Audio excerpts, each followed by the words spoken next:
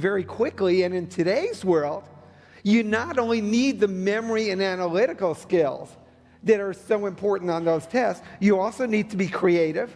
You need to be able to adapt to a rapidly changing environment in a creative and flexible way. You need analytical skills to be able to ask whether your creative ideas are any good. You need practical skills to be able to execute your ideas. If you need this broader range of skills today in order to adapt flexibly to the environment, why do we still use these tests? I really think that high-stakes testing has resulted in teaching to the test, which is not about integrated learning. Another critical issue with concern to standardized testing is that it is actually eclipsing the learning process. How is this possible?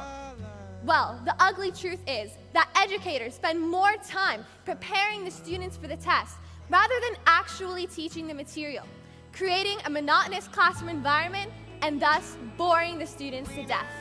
I had 6 days of like 1 hour and a half tests, and then I got nervous about it, and then I just think it's very unfair. But there used to be words that they'd use every couple years, so literally you were just memorizing words. You didn't even have to know what the word meant. You didn't have to have any meaning that you could carry with you after you took the test. I do not believe that standardized testing can evaluate creativity. Teamwork, collaboration. Only to a degree, but not in completion, no. Critics would beg to differ, stating that standardized testing is the only fair and objective way, not to mention the most effective, cheap, and fast way to rank students. It's that consequences for how well students perform now exist where none. You don't need to know whether a student can fill out a bubble. We do need to know whether they're making progress. It's the ability to see lots of possible answers to a question, lots of possible ways of interpreting a question, to see multiple answers, not one. Secondly, we have to recognize that most great learning happens in groups, that collaboration is the stuff of growth. Good ideas normally come from the collision between smaller hunches, so that they form something bigger than themselves. So you see a lot in the history of innovation, cases of someone who has half of an idea. There's the thing that turns a hunch into a real breakthrough is another hunch that's lurking in somebody else's mind. We are currently testing students based on book-based knowledge, rather than asking them questions about critical thinking, cultures, and even some current event questions. A student could be very book smart and have passed their MCATs, but does that mean they have what it takes to save a life? Do these tests question how well we work under critical situations, or if we will do well in our jobs at all, for that matter? They're going to be asked to be creative problem solvers, right? They're going to ask to take feedback, persevere, right? Work with people from diverse perspectives, solve problems with people who have all different kinds of ideas. That's not always measured in a standardized test. So they tell us when something's wrong, but there's certain they don't tell us when something's right.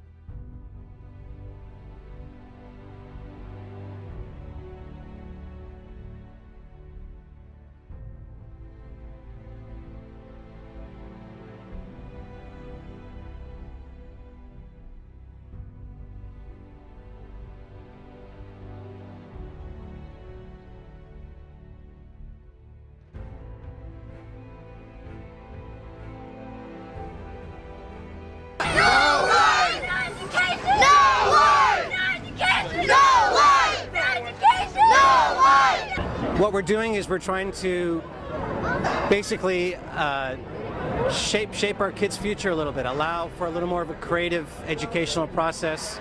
Things have gotten way too standardized and based on numbers, and we'd like to see more creative ways of learning. School can actually be fun. Penn State Altoona education professor Timothy Slakar opted out his 5th grade son and told other parents how they could do the same. Most parents didn't even know this was their option, because the state and the federal government does not want parents to know that that's an option. Opted out of the state tests that were given in April. My third grade son did not take those tests. It was because I saw how he was bored by school, he was unmotivated. I'm really glad that I don't have to take it, and I'm happy that my mom's fighting for the test to be over with. We are the up-and-coming generation. We are the future.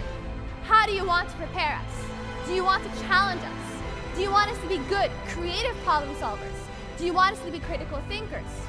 What's important here? The current, cheapest way, or investing in the future?